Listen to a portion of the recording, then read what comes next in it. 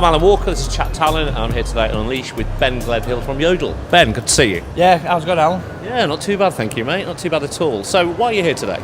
Yeah, so obviously we're happy to be here from the north. So I'm running a roundtable tomorrow on candidate experience, but in particular how automation can improve it. I think there's a lot of kind of hype, a lot of kind of demystifying, if I can kind of use that word, around automation and technology and chatbots and that kind of thing.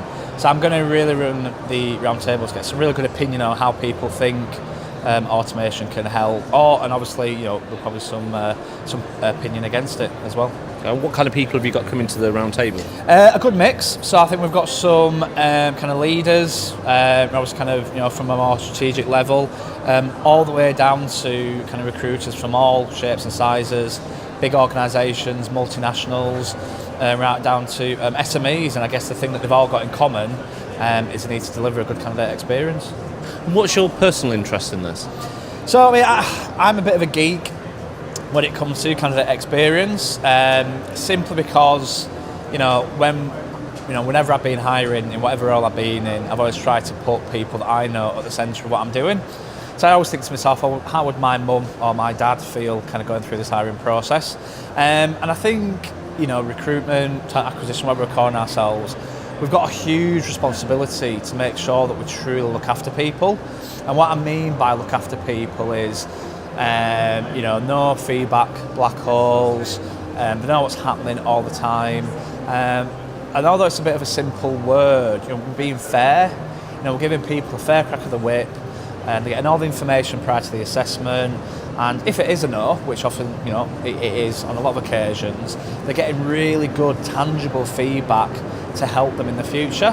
And I don't care what anybody says, whether you're on a kind of a temp student role, which is maybe working in a bar or something like that, right up into a C-suite level. Everybody deserves to where they are, how the interview's gone, and how the assessment's gone, and how they can improve in the future.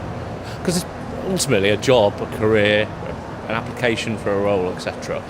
After births, deaths and marriages, it's probably one of the most important things in people's lives, isn't it? Oh, it's massive. And I think that and it's certainly from my experience, I think my first few years in the industry, I massively underestimated the effect that not my company, but my own personal impact on people's lives.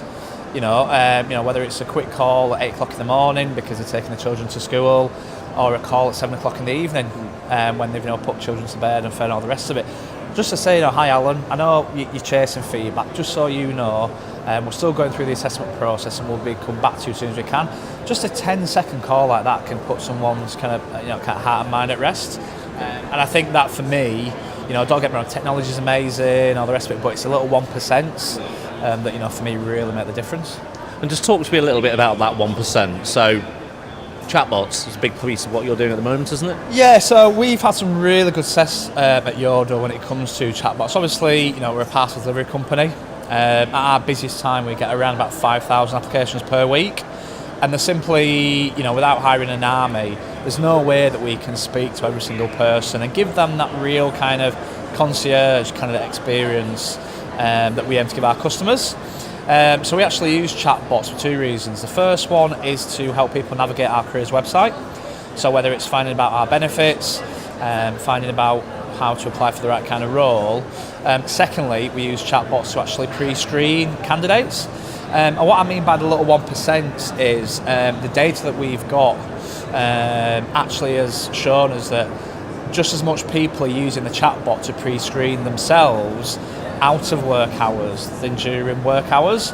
And that tells to me that if people are hiring or people looking to be hired, they may be in a role themselves, working shifts, they might have personal commitments. So for me, candidate experience is really giving an experience, not the experience that we want to give, but the experience that they want to receive.